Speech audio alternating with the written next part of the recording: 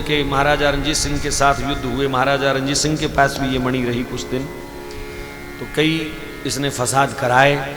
धन की तो यही करतूत है, फसाद कराना। ये एक सीमा में रहे, मर्यादा में रहे और धर्म कर्म में खर्च होता रहे तो ही धन सुख देता है, अन्यथा धन ने आज तक किसी को सुख नहीं दिया। धन से बिस्तर खरीदा जा सकता है, नींद नहीं। धन से रोटी खरीदी जा सकती है, भूख नहीं। धन से दवा खरीदी जा सकती है, आराम नहीं, तंदुरुस्ती नहीं। धन से सोने की कलम आप खरीद सकते हो, लेकिन धन से आप सुंदर लिखाई नहीं तैयार कर सकते, लिखावट नहीं तैयार कर सकते। धन एक जगह जाकर के खत्म हो जाती है इसकी औकात। इसलिए परमात्मा से धन मांगो, इसलिए अगर मांगना जरूरी है तो इसलिए मांगो कि हे प्रभु, इस धन से, आपके दिए हुए धन से हम आप ही की सेवा करते रहें, परोपकार करें, धर्म कर्म करें, यज्ञ करें, अनुष्ठान करें, सत्संग करें, ऐसे कार्यों में आपका दिया हुआ धन लगे। ऐसी प्रार्थना के साथ ही धन लेना चाहिए। भगवान का एक विवाह मित्रविंदा से, एक नगंजिती से, एक भद्रा से और एक लक्ष्मणा से भी हुआ। इस प्रकार प्रभु के 8 विवाह हो गए। परीक्षित ने कहा, गुरुजी, भगवान ने 16,100 विवाह और क्यों किए? परीक्षित डर गया कि 8 विवाह की कथा सुनाते सुनाते 2 घंटे लग गए, तो 16,100 विवाह और सुनाएंगे तब तो महीना चाहिए और मेरे पास तो आखिरी दिन है, आगे कैसे बढ़ेगी कथा? सुखदेव जी महाराज कहते हैं, राजन, भौमासुर नाम का एक राक्षस था। ये भूमि पुत्र था, लेकिन बल पाकर के, सत्ता पाकर के बड़ा आतंकवादी हो गए और लोगों को तो परेशान करता ही था। स्वर्ग में देवताओं में भी इसने आतंक मचा रखा था।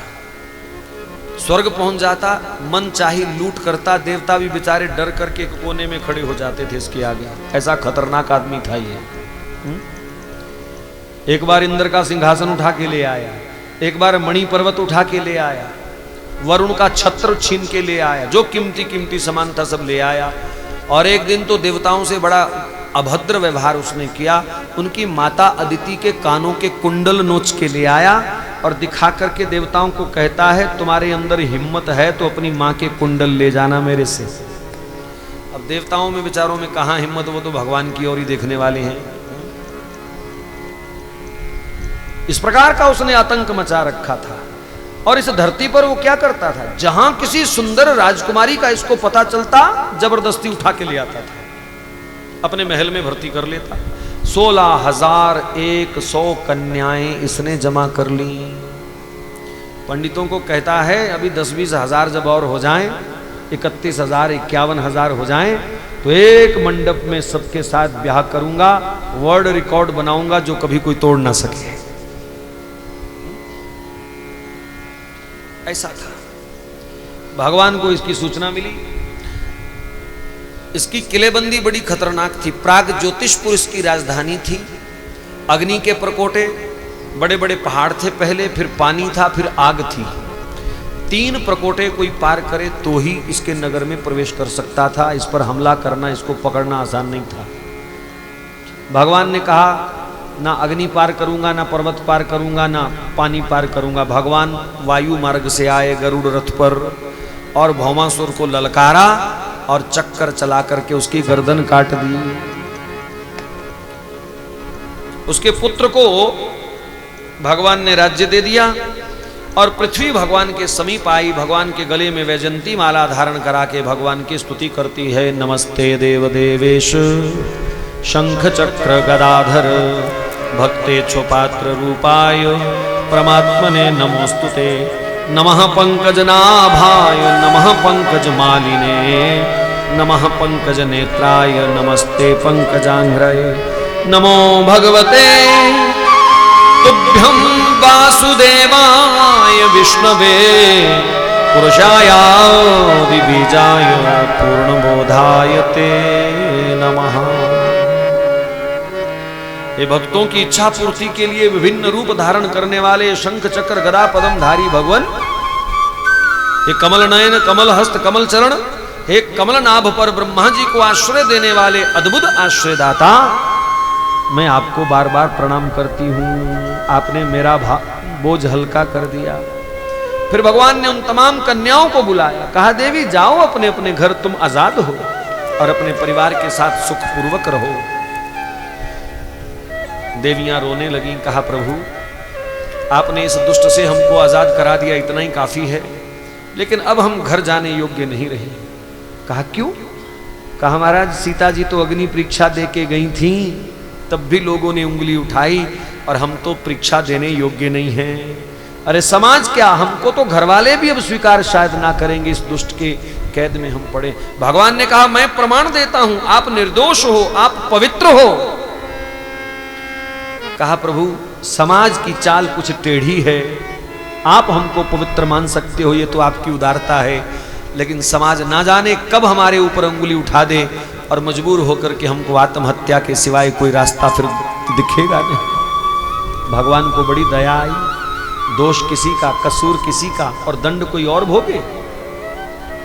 और मेरे समक्ष आने पर, मेरा दर्शन करने पर भी अगर किसी का जीवन निश्चिंत नहीं हो सका तो कहां होगा?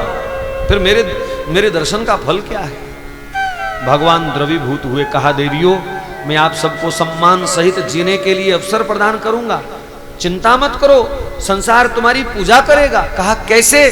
कहा मैं आप सबके साथ ब्याह करने वाला हूं। बोलो भक्तवत्सल भगवान की जय। ये विवाहों की कथा नहीं, ये प्रभु की करुणा की कथा है और कुछ नहीं।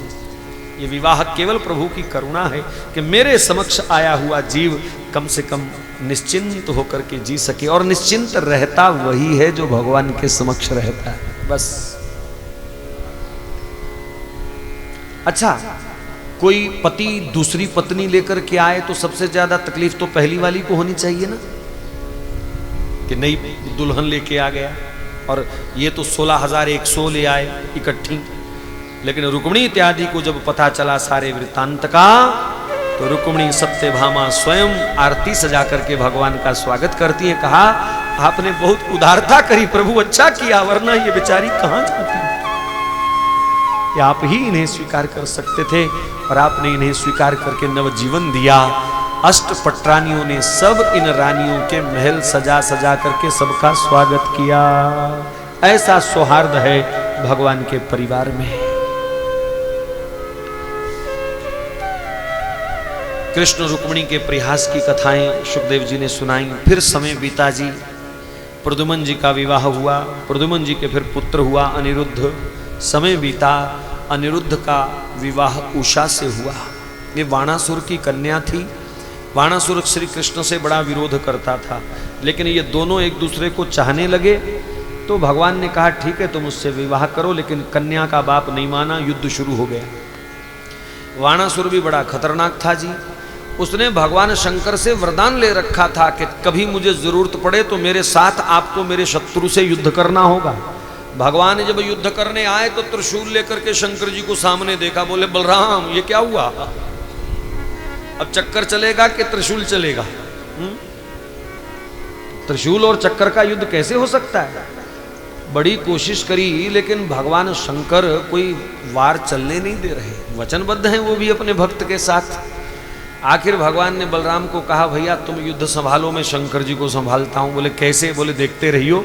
भगवान श्री कृष्ण ने मोहिनी रूप बनाया और शंकर जी को मोहित करके भगवान ले गए दूर। पीछे बलराम जी ने हल चलाई और सबका सुपड़ा साफ कर दिया अच्छी तरह।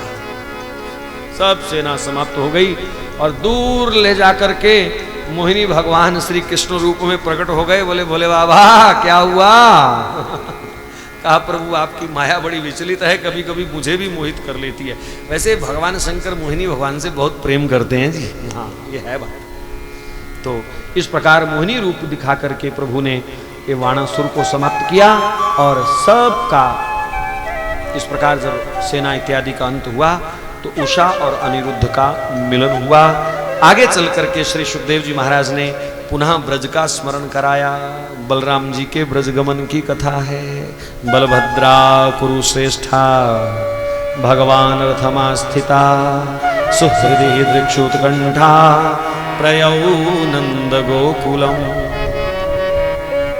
बलराम जी ने श्री कृष्ण से कहा भैया बड़े वर्ष हो गए ब्रज से आए हुए, परसों कह के आए थे, क्या बिगाड़ा उन्होंने हमारा, जिनके साथ हमने इतना धोखा किया, इतना तो प्यार करते थे। चलो आजकल फुर्सत के दिन हैं और ब्रजवासियों से, माता पिता से मिलके आए। ब्रज का नाम सुनते ही भगवान गंभीर हो गए, अश्रु छलक आए आंखों में से। लेकिन भगवान कहते हैं दाऊ भैया आप जाओ, मैं नहीं जाऊंगा। बलराम कहते हैं कृष्ण जब देखो ब्रज का स्मरण करके रो पड़ते हो, कोई पल ऐसा बीतता है जब वृंदावन को आप याद नहीं करते? लेकिन आज मैं कह रहा हूं चलो तो क्यों नहीं चलते, क्या मजबूरी है? कहा बस दाऊ भैया अधिक मत पूछो, मैं नहीं जा सकता, आप जाओ। बहुत जिद करी बलराम जी ने भी, लेकिन जिद्दी कृष्ण की जिद तोड़ ना पाए। आप जाओ, कहा मेरा रथ लेकर के जाओ। बलराम भैया भगवान श्री कृष्ण का रथ लेकर के द्वारिका से वृंदावन की ओर चल दिए। जाते जाते सोच रहे थे पता नहीं कोई पहचाने कि ना पहचाने, 100 वर्ष होने वाला।